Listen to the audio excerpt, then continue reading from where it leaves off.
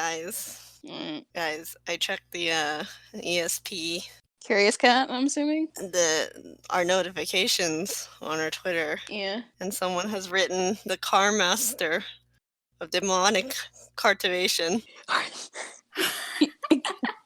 Wait, Oh my god. are you... I'm not shitting you. I wish I was. Wait, so underneath the art, someone... Oh my god, it's a fanfic!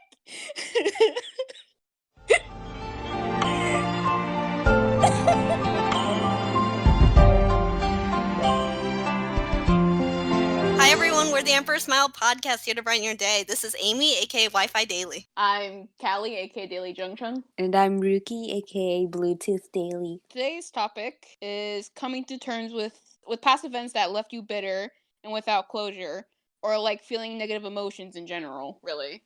So, I'm assuming they want advice for that. Yeah. Honestly, I got so caught up thinking about what we would do later for the questions, I didn't think about my answer for this. Well, valid. Does anyone want to go first? Well, I guess I can start, considering this one was pretty recent. This is more of like coming to terms with events that left you bitter and without closure. During the holidays in December, I had got hired for a part-time job, but the people were not great and they had no communication with me, so I ended up getting fired on my second leave without any word or hum or anything. And they didn't tell me why. They just sent me home, like, in the middle of my shift because I was feeling sick. And, like, they said some words to me, and they sent me home because I was sick, and I never heard from them. Ever. I was just left confused, angry, bitter. I didn't know what was wrong. They didn't tell me what was wrong. They never, like, scolded me during this job. Because my job was that I had to help around the toy store, make sure the toys were fine or whatever. But they never gave me specific tasks. I had little to no training. And whenever I had asked what they wanted me to do, they just always told me to stand in the front and make sure all the toys were, like, neat or whatever. Like, if there was toys, like, in the wrong place, fix them. Help customers. It's a bit of a long-winded story, but the point of it is that I had no communication what I was doing wrong or why these people didn't like me. But they fired me, like, they didn't say anything to me, and I was just left so confused and constantly thinking, oh, it's my fault. I'm probably just some, like, dumbass that doesn't know how to do anything correct. And eventually just, like, went through stages. I was first confused, and then I was sad, and then I was bitter. I didn't get closure, but I calmed myself down and, in a sense, gave myself closure in the sense that it's not my fault. They didn't communicate anything with me. They didn't tell me what I was doing wrong, what I could do to improve myself. I was constantly just trying to please them, and it wouldn't work out. And whenever I was just trying to be cool about it, they weren't happy with anything that I did. So I'm not sure what was their problem, but I knew it wasn't my fault. And even if it was, they didn't communicate shit to me. So I had to, like, constantly tell myself, it's not my fault, it wasn't your fault. Communication's two ways, and if they want you to do a good job, they should have trained you better. That's not on you, that's on them. Because some things are just out of your control in these kind of events, that they just happen so suddenly you don't know what to do. So the best way to handle that is just kind of like, don't dwell on it too much. Sometimes, like, it sucks, but sometimes in certain cases it's probably better that it happened like that, because then you don't have to deal with it anymore. I was mad about it, but I'm glad that happened because that job wasn't fun to begin with. It was disgusting. Don't beat yourself up about it. Don't blame yourself. Again, it's out of your control. Just look back on it and like, kind of see, like, where things went wrong, and if... I want to pick up on that point in particular.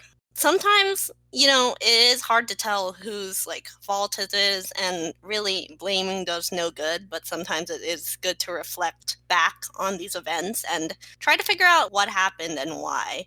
Sometimes it is someone's fault. Sometimes it isn't your fault, and sometimes it is. And especially when you can figure out and reflect upon yourself, not blame yourself, but reflect upon yourself and figure out if it was your fault, what you can do better next time. It's always going to be next time. You can't go back and change things. That's just a fact of life. But you can make next time better. You can always do better next time. So it's a matter of picking yourself up. You're allowed to mope for a little. You're allowed to be sad and be angry and be bitter. Yeah. But you have to pick yourself up. You have to move on. And what you can do is do better next time. Make sure something like this never happens again. You said that a lot better than I did. Just cut my entire shit out. No, like it took your rambling for me to come up with that. Because I was trying to make that point, but I couldn't like say it. You said it a lot better than I did. I tend to be a little bit articulate if I'm not rambling myself. I'm dummy stupid. There are some things that are just completely out of your control. Yeah.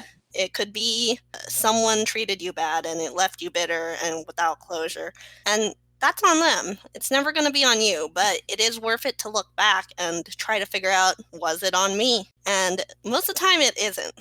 But other people's choices are their own choices, and your choices are going to be your choices. And so you got to make sure that you can do better. Yeah. Yep. Oh, man, I don't know what I should say. Oh, shit. Because for me, I just adapt the whole, like, okay, it's done and over with. Can't do anything about that particular situation now, but I can look back on it and, like, do something about it so something like similar like that doesn't happen again in the future, which is basically what Amie already said. So I'll keep it all in so that it's repeated 3 times. Important things must be said 3 times. But yeah, the main point is just to kind of look back and reflect and to just take it from there. And negative emotions, don't beat yourself for having them. Yeah, everyone has them. I know so many people who are just like, I'm pretty guilty of this myself, who are just like, no one needs to know my problems. Yeah. You don't have to hide and bottle up all of it. If you have just one person you can talk to, that's fine. It always helps to talk it out and have someone to, like, vocalize it to.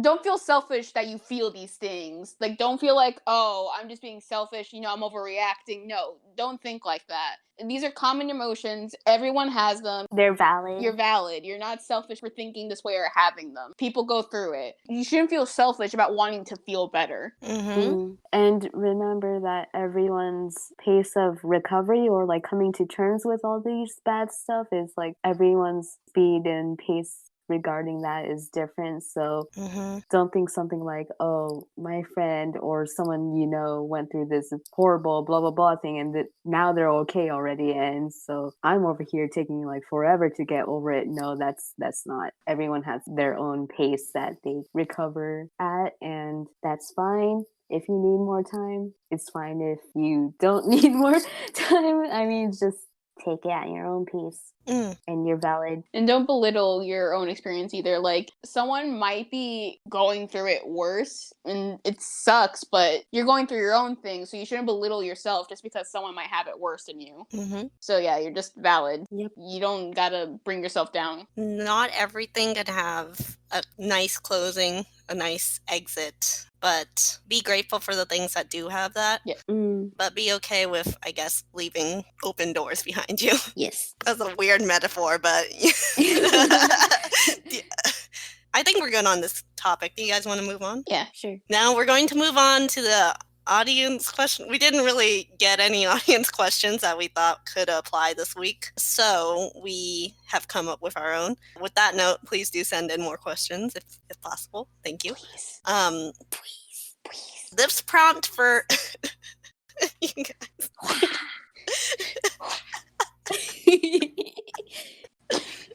The prompt for everyone here today is going to be AU talk. Yes. So we're just going to talk about a couple of AUs that we like, or some AUs that we were thinking of for Modazushi. Yeah. Who wants to start? Not me. Amie,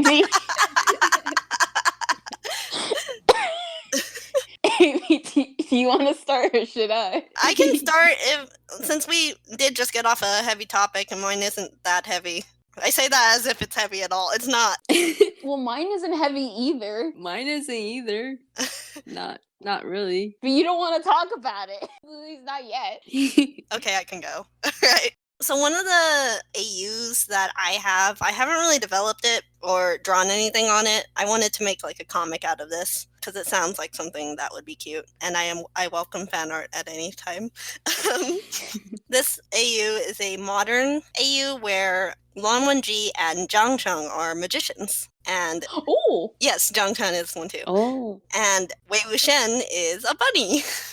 And this idea came from the idea of pulling a bunny out of a hat, and I kind of just wanted to draw Lan Wenji pulling a bunny out of the hat. Would Yan Li be like the dove or like whatever white bird that magicians sometimes like? Oh, that would be so cute! Wait, is Zhang Cheng like Lan Wenji's assistant? No.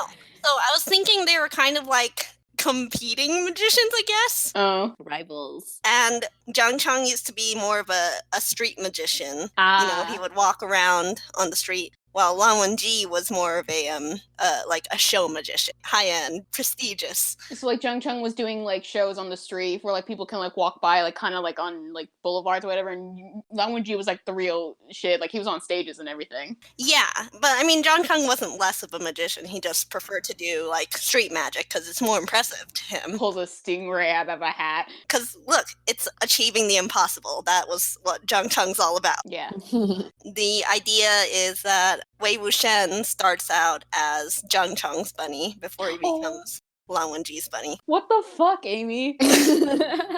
You said this wasn't heavy. What the I said it wasn't that heavy. What the fuck? But I was thinking like Zhang Cheng usually has like his tricks where he pulls bunnies out of like weird places, and it's usually his weird bunny that keeps getting into weird places. And Lan Wenji like stumbled across Zhang Cheng one day, you know, on the street, and he's always been really fond of that little bunny. And Wei Wuxian has always been fond of Lan Wenji, and so Wei Wuxian would always like end up in Lan Wenji's bag and like mess around with Lan Wenji. Amie, I'm gonna strangle you.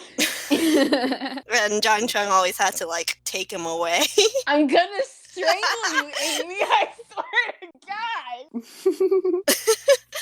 Strangle you. I was thinking, it's not awfully sad, but like kind of not Burial Mounds-esque. The bunny does not die, I'll say that, but Wei Wuxian kind of got lost. Oh, no. Or something happened. It's kind of like the situation with the Wens, where maybe Zhang Cheng did something and he had to be separated from Wei Wuxian. But Lan Wenji found him, and he recognized this little bunny because of the way it hopped around and nibbled at his forehead ribbon, until Lan Wenji like nurses him back to health. And then Wei Wuxian gets really attached to Lan Wenji and wants to be in all of his shows.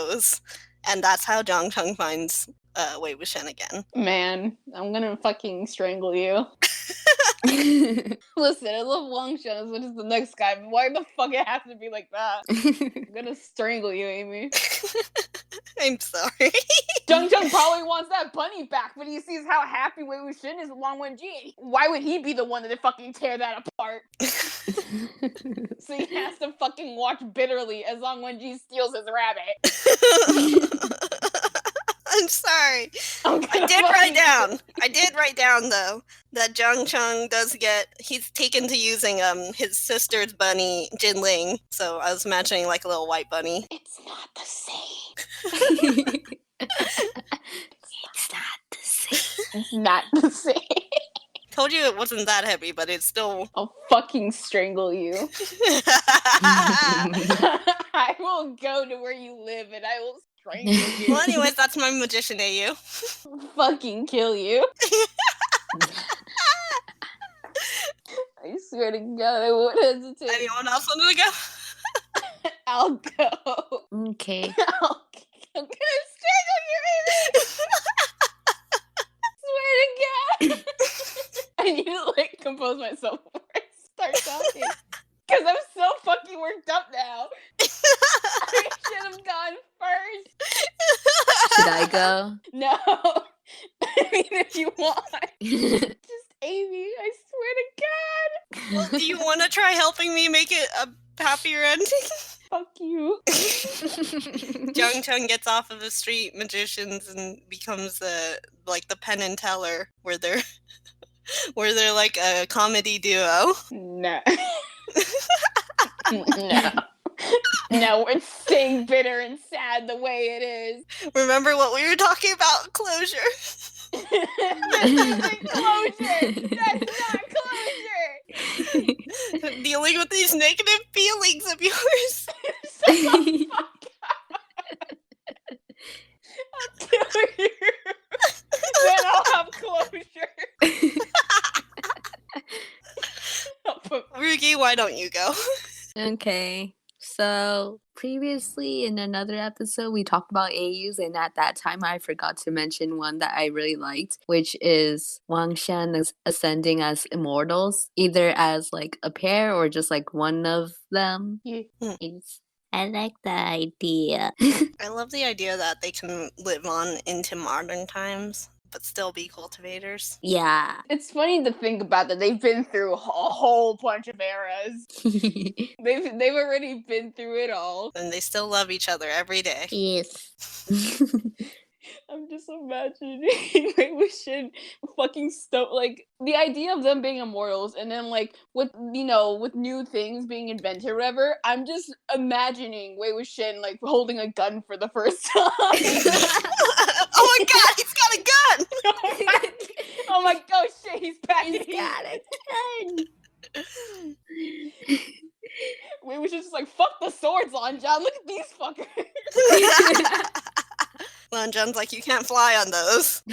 But I can shoot people and they die. Oh, all of them like discovering like airplanes, like you can fly. Like, why would you want to fly like that when you can fly on your sword? Like, damn, bitch, that's so. They're just staring at it like, well, you can fly a whole clan in one of those. Yeah.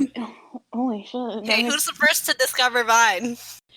Wei Wuxian. Wei Wuxian. Either Wei Wuxian or Jingyi. Lan Zhan is out of weed. I like the idea that now Jingyi is also there. I mean, it could happen. Like, they all, in a sense, reach immortality. So, like, we got a whole bunch of fucking people just being immortals. They're just chilling. They're just chilling in the modern times. They're vibing. Do you think there would be rumors about them? Like, these guys never age. People theorize that they're vampires. Yeah, that could. They're probably just like, it's the Asian thing. Just kidding. Oh my god. You're right! Oh, fuck. What did Ruki say? I didn't hear it. All I heard was Asian thing. That's what I said. It's an Asian thing. Yeah, dude, the whole like, why do they never age? Because we're Asian. That would be cool though. That is like, it would be funny if like some rumors were made of them. Because they were technically a part of history. And also, Wei Wuxian supposedly looks like death sometimes with the demonic cultivation and stuff. Or since Wei Wuxian's like an inventor or something, like imagine how many of these modern inventions were actually his. Oh my god. That sounds great. He invents the gun. He invents the gun! He invented showers. Holy shit. He was tired of being a stinky boy. He didn't want to be dirty. He was tired. He's just like, fuck this. I want to be somebody. I want to be clean. They invented durable bathtubs together. I remember reading this fic where it's kind of like Immortals, where Long Wan-ji was like a history museum director, and over the course of the period, like the Yilling Patriarch and like Hong Won-jun, they were like big part of history, and that's where they were currently studying in the museum. Someone had brought it up. It wasn't Wang Wenji, and like he looks to Wei Wuxian, who's like, he doesn't work, like he sometimes works there, but he's like, there's So over the course of time, they bring stuff from their past, like, you know, like the swords and the flute, and they're just like, hey, we just got donated this. And they put it in the museum, and everyone's going, shit. They're just like, oh my god, that's the thing. That's what the Yilling Patriarch had. And everyone's just like, Wei Wuxian's like, yeah, random that we got a donation like that, you know? Yeah, totally random. Yeah. That sounds like a great fic. If you can find it, please link it. I got you. And then the other AU was transmigrator Zhang Yanli. Yes. And that's her being a transmigrator is like the reason why she turned out okay under the parenting that she suffered. I wonder whether it would be like she transmigrated from birth or if she just transmigrated in the middle. Probably birth or very young age. I like the idea of her just screaming internally half the time. It's just like, Wei Wuxian, just start flirting with him. Just Please, do it. I beg of you. I can't take this tension. Jiang Yanli and Lan Wenji never shared a scene, though, unfortunately. That is a fucking crime. It really is, though. Yang Li would have loved him. Yeah, Chen Qingling fixed that. Yeah. Chen Qingling the fix-it-fic. Hell yeah. I guess I can talk about my AU, yeah? Yeah, go ahead. So, I've talked about this with Amie before. I originally wanted to make a fanfic, and I drew, like, one piece for it, but I'm pretty sure it's never going to see the light of day. So good, though, dog. It's an AU where, basically, Wei Wuxian stumbles upon his old corpse. So the concept of it is that Huisong, this takes like a few months after the whole temple thing. Wangshan are on their quote-unquote honeymoon. So basically Huisong is spying on everyone, make sure like nothing's out of place, nothing's out of order, all strings are like finally tied. And when he gets the final report, he's just like, okay, good, thank God. I can finally like put all this to ease. I can go on about my life. Like I'm gonna be bitter about it, but... So, one key component that he had was that, if Mo Xuanyu didn't, like, summon Wei Wuxian, he probably would have put him in his old corpse. He had found bits and pieces of Wei Wuxian's old corpse and put him back together. And if all else failed Mo Xuanyu, he would have put him in there, which is fucked up, but he would have. So he went to go check on the corpse, and he sees that it's still there, and he's like, okay, I'm gonna burn this tomorrow. And... next day, he goes back to find the corpse, only to see that it's fucking gone. And he doesn't know where the fuck the corpse went. So he's, like, losing his fucking shit. And then he's just like, oh my god, what if they find it? What if they find it? So he grabs one of his disciples, like, do you know where they are? And he's like, they're close by. Do you want me to go get them? And she's like, yes, please. So, like, he meets up with them, and he's just like, hey, guys, sorry to interrupt this. But I kind of lost something that was in my possession, and if you hear anything about it, don't go looking for it. I got it handled. Don't even worry about it. And Wei Wuxian, like, already knowing that he's on some shit, she's like, do you want to, like, elaborate what this thing is so we can not look for it? And he's like, no, I don't know a goddamn thing. All I know is that it's mine and I can't find it. I have no idea what you're talking about. Head empty. No thoughts.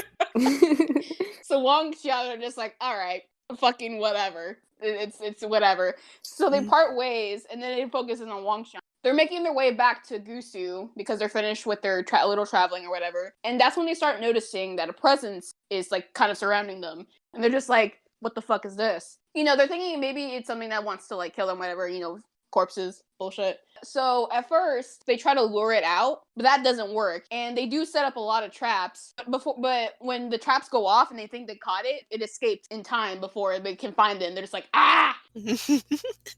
So they eventually give up, and they're just like, okay, maybe this thing will go away on its own. It's days, and they still feel this presence 24/7 following them, and they're just like, what the fuck is this? And they're getting closer to Gusu, and they're getting more concerned about it. They're just like, I don't know what the fuck this is. What do we do, Lanjan? I'm losing my fucking mind. None of my traps work. Do your traps work? And Lanjan's just like, no, bro. I don't know. Nah, bro. No, bro. We're working. And they're losing their minds because this presence has been foreboding. Like, they can feel it constantly, and they have a hard time sleeping because of it, too. They can't even fuck because of it.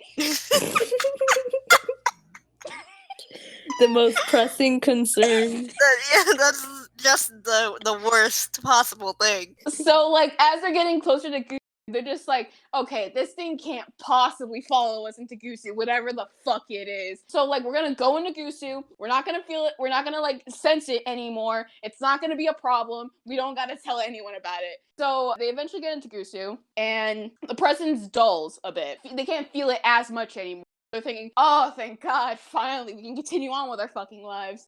Bitch, you thought.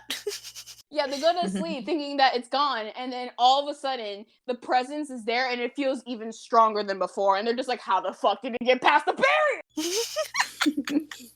They're fucking terrified now because they don't know how this thing got in here. They don't know what this thing is. So they're just like, oh my God, what do we do? What do we do? And they eventually talk about it with Lan Qiren and Lan Zichen. They're just like, okay, so this thing's been following us for like who knows how long, maybe a few weeks. And we just want it to stop. And they're just like, well, we can discuss about this more. We can plan more things out. All we know is that we got to keep more on guard. I think it's a few more days, and they feel the presence getting closer to them, and it's unsettling. It's so unsettling. Like, Wuxian are fucking tense, and it's the most tense that anyone's ever seen them. Mm-hmm. And eventually, one night, they're trying to sleep. Like, at this point, they kind of, like gotten used to the presence in the sense that they can just be like, we just gotta ignore it. Mm-hmm. So they go to sleep, and Lanjan actually falls asleep because Gusu Lan rules. He manages to sleep through it. But Wei Wuxian's still kind of like, I'm closing my eyes, but nothing's happening. It's then that he feels the presence like drowning him, and like it hits him, and he's like, oh my God, it feels super close. I think it's in the fucking room. And then before he can even elaborate more on that thought, he feels like something crawls on top of him, and he tenses, and he's like, I'm in danger.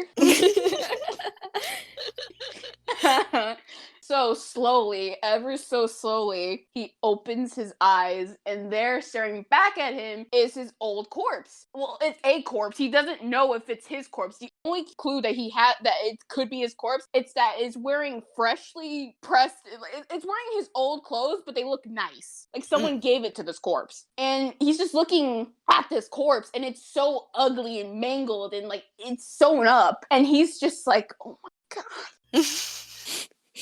And in that moment, he was really grateful for Mo Shanyu. So he doesn't know what this corpse is or why it's in his Yiling patriarch clothes, but ever so slowly, he moves his hand. The corpse doesn't do anything about it. And he taps Lanjan. He's like, Lanjan, please. Please. And Lanjan wakes up startled, like, what is? And he turns his head, and he sees the corpse. And, like, Wei Wuxian's waiting for something. He's like, why aren't you doing anything? And he turns his head, like, he turns his eyes to see him, and he sees, like, Long Wenji. It looks like his soul left his body. Long Wenji got fucking scared. Lan Wenji's soul is just yeeted. He's gone. After that, it leads to a certain point where, like, they're just like, what do we do? This corpse is on top of me, and if we make any movement, it might kill me. Or stab me. You know, it's so inconvenient. And, one of those two. And Wei Wuxian's just like, okay, I'm gonna try to talk to it, because, you know, I'm a demonic cultivator. I can fucking control these things. And he's just like, can you get off me? Can you move? Please? And the corpse kind of just, like, looks at him and then slowly moves to, like, sit back. And Wei Wuxian's just like, okay, that worked. A lot better than I thought. So after a few roundabouts of finding out that this corpse actually listens to Wei Wuxian, and they sit it down, and they're trying to figure out what the corpse is and why it's dressed like that. They're just like, okay, we finally found our fucking culprit. What do? Mm-hmm. So they're trying to use inquiry on it, or just try to talk to it, get answers, but the corpse doesn't say anything. It doesn't write anything either. Like they're trying everything at this point. Mm-hmm. And then Wei Wuxian's like, okay, this is really concerning me, and it's wearing my old clothes, and I'm not sure how to feel about that. And Lanjan's like, well, there's only one way to really find out, isn't there? So he slowly leans to touch the corpse, and Wei Wuxian's like, what the fuck are you doing? Yo, what the what the fuck? And Lanjan ever so slowly, because, like, the reason Lanjan was so scared was because he could sense something in this corpse that felt familiar, as weird as that is. And, like, he hopes that it wasn't his suspicions confirmed, but he slowly moved the robe so he can see his chest, and it's mangled, but you can see the old Wen mark on his chest. And both of them go white in the face, and they're just like, oh, okay. So it's Wei Wuxian's old corpse, and they're just like, why is it here? What is it doing? And, like, it only follows Wei Wuxian, and slowly, as they're trying to figure out what to do with this corpse, why it's following him, you know, how to handle it, they're finding out that the corpse just wants closure, because it still has some of, like... Closure. because the corpse in its core still kind of has emotion. I'm not sure why, but it does, because it kind of looks around nature and it thinks it's pretty. It gives Long John flowers. That's a thing that it does. It gets embarrassed with Long Wan Ji, and Wei Wuxian's like, excuse you. I know you're my old corpse, but... So basically, the whole point of this AU was that Wei Wuxian has to help his corpse, finally rest in fucking pieces, because it was stitched back up, waiting to be used as a fucking weapon. So that's the whole AU was about, is that Wei Wuxian has to help his corpse, finish certain stages that it couldn't do back then. It tries to make up with Jiangcheng, it tries to give Jinling, like, his gift. It's a good boy. It's a good boy. It's a lot more honest, because it doesn't have a lot of restrictions. So, like, it flirts with Long John, as weird as that is. It tries to, like, smile and be close to Jiangcheng. It's very shy around Jinling, and it mourns Wen Ning when the corpse sees Wen Ning. So yeah, it's just a whole fucking adventure of that. Oh boy. I went on a whole ass ramble. While you were talking about it, though, another AU came to my mind, and that was Fierce Corpse naming Dre, but like conscious, like he can talk and stuff. Ooh. Like, Ooh. I don't know, I think that'd be... Wait, no, that's really good. Naming Dre kicking down the door is just like, you little bitch! To Jing Guang Yao. And maybe that way, like, Zichen could get more closure. Aww. Oh my god, it's the same where, like, Mei Mingjue still kind of, like, grips Jing Wang Yao in the coffin, but he's able to actually talk to Lan Zichen, be like, give him that kind of closure before he's, like, fucking locked up forever. Imagine if at that final scene where Wei Wuxian is playing the flute to get them into the coffin. Yeah. What if he was playing the flute in order to wake Ni Moonjoy's consciousness up? Aww. I know that's not how it worked with Wen Ning, but what if? And he did wake up and, like, he saw Huai Song just there, and maybe he was even a little bit proud of him, like, hey, you did this? You fucking did this, bro? You did this, bro? You did this, You bro? planned this? Like, everyone sees that, like, something's different about the corpse, and he's actually conscious. Like, he's hanging on to Jing Wang Yao more firmly, not in the kind of, like, I'm gonna eat him. In a way more like, hey, I'm gonna fucking hold a prisoner way. And he wakes up and he's like, so I heard you've been throwing around my body parts? Like, what the fuck, man? Yo, what the fuck? I was conscious of all of that. Like, damn, that bitch hurt. Imagine him being really proud of Huai Song, though. Yeah. You're not as dumb as you fucking look. Without the dangers of chi deviation, like, he can, with a clear mind, like, say what he needs to Lan Zichen. Gives Hui Sung closure too, because Hui Sung is the whole fucking person that did all this. Yeah, Huai Sung deserves. I'm almost proud of you. You're still a dumbass. You're still a dumbass, but damn, you put that mind to use, bro. You may have shit grades, but I gotta give props to you for this. Why didn't you apply this mind to your sword training? Please. Parry me so you can let me down one more time. Hui Sung is just like, Daga, I didn't put this elaborate plan into play just so you can degrade me. But I bet he would be proud if he saw where Huai Song was. He's just like, yes, justice. Ah, yes, justice. Now I may die in peace. Fucking justice. And then he sees Wang Shan like cuddling and he's just like, that's cool, bro. He's just like, I'm glad to see that they fucking developed, I fucking guess. He's just like, are you contributing to this battle at all? Because if not, get out. Like, damn, bitches. And Wei Wuxian's like, I woke you up. And Mei Ming's like, I don't care. If you're gonna keep up this gay shit, leave. God, get a room, you guys. Like, we're kind of having a final battle here. And all this time, Jin Guangya's like, shit. Shit. And Niming J sees Jinling and he's like, what is this tiny being doing here? What is this chicken doing here? Holy shit, how long have I been out?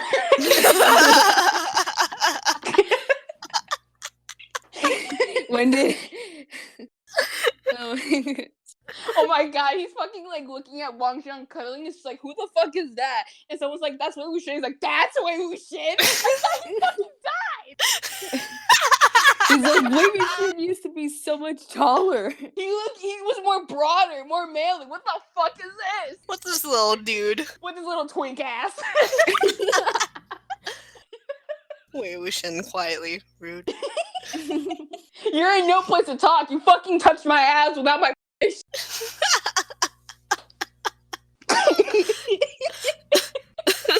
And Wei Wuxian's like, fair point.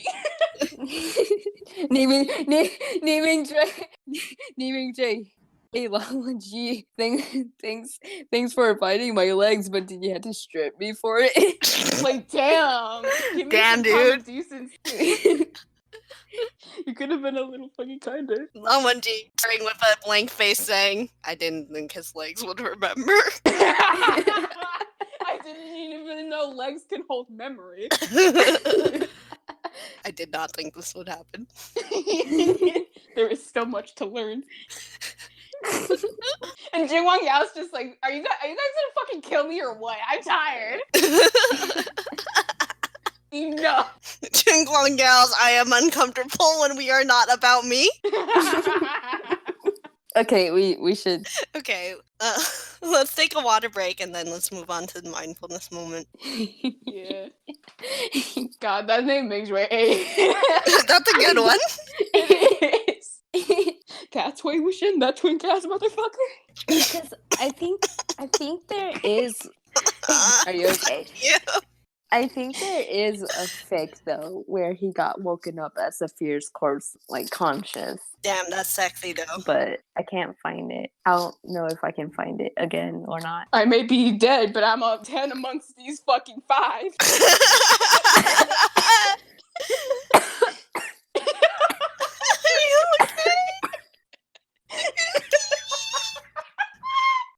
Did I kill Ruki?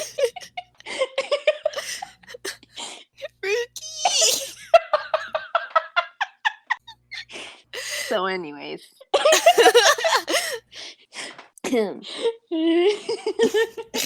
Okay, we can mute for your mindfulness moment. My throat hurts. Wait, one more thing. We were What? just like, hey, naming Joy, can we talk 110 to another? And he's just like, I'm an 11, but go on.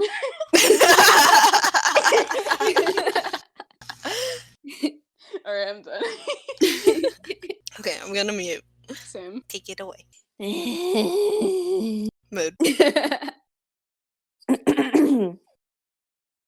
One mindful moment goes a long way.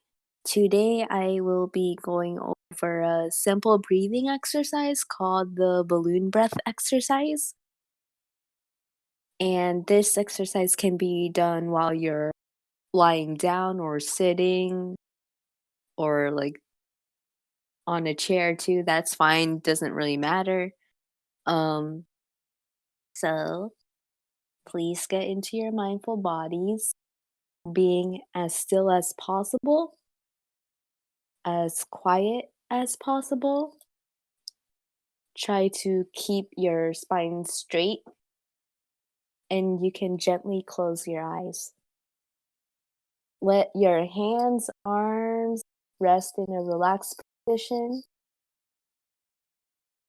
And now I'd like you to inhale slowly as if you're blowing up a balloon in your stomach.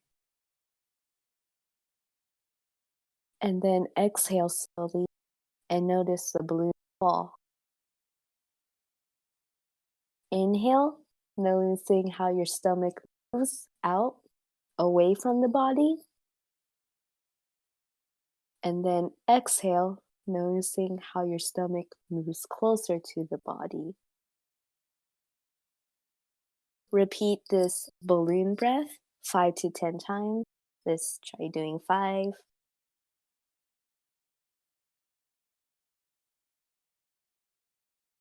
1, 2,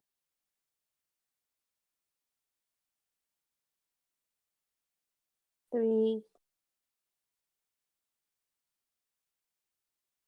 4. Last one. Inhale. stomach moving out, and exhale, stomach moving back to your body. So, breathing is something that's obviously you do all the time. So, it's one of the best tools that you can use to kind of focus your attention onto something.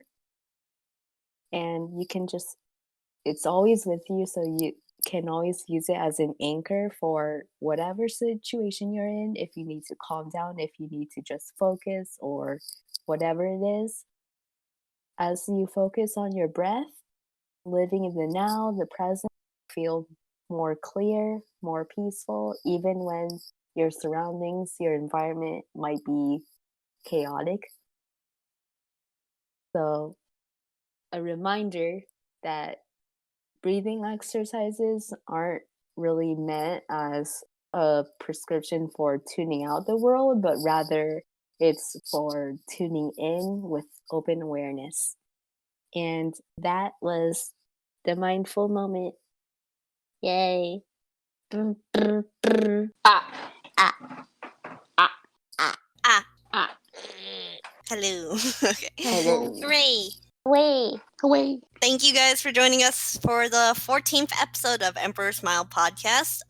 Please do send in your questions to our Curious Cat inbox. It's curiouscat.me/EmpSmilecast, or you can drop them right into our Discord suggestion channel. Yes. Yes. The Discord is still open. The link for that is pinned to our Twitter account. Yep. If you were to join, please introduce yourself for us so you can have access to other channels. Yes, please do introduce Yes. yourself. We would like to know who we're talking to and all that. Yeah. Mm. If you're not comfortable with introducing yourself, that's fine. It's just you Yes. can't join the server. I mean, if you're not introducing yourself, we'll give you access to like channels where you can chat with others, but you can still see announcements, I believe. And so if you're fine with just lurking like that, then that's okay too. If the idea of introducing yourself is uncomfortable to you, then you don't have to join, is what I was trying to say. Mm. I made it sound like I was an asshole. Words, monkey brain. But do come by and chat. It's a nice little community. We share some art and talk to each other, and it's really nice. So if you're interested in that, come on by. Yeah, Yes. we'd be happy to have you. Again, please do send in some more questions, and Please, thank we're you dying. Please. Thank you for sharing a laugh with us. We'll see you next time. Bye-bye. Bye. Thank you. No thoughts. Head empty. No thoughts, head empty. Hey y'all, it's Amie, aka Wi-Fi Daily. I'm dropping in here at the end of the episode with an announcement on scheduling changes. We will be reducing the posting schedule to bi-weekly updates, so that means every 2 weeks, so that we can have some more time to gather questions, come up with games that we can play on the podcast, and to give your poor editor, me, some more time to edit. Hopefully we will be able now to upload on the proper day. We will be aiming to post every other Monday now. So, thanks for tuning in with us. We hope that you will continue to enjoy our podcast, and we'll see you in March in 2 weeks. Have a wonderful day, and bring that smile wherever you go.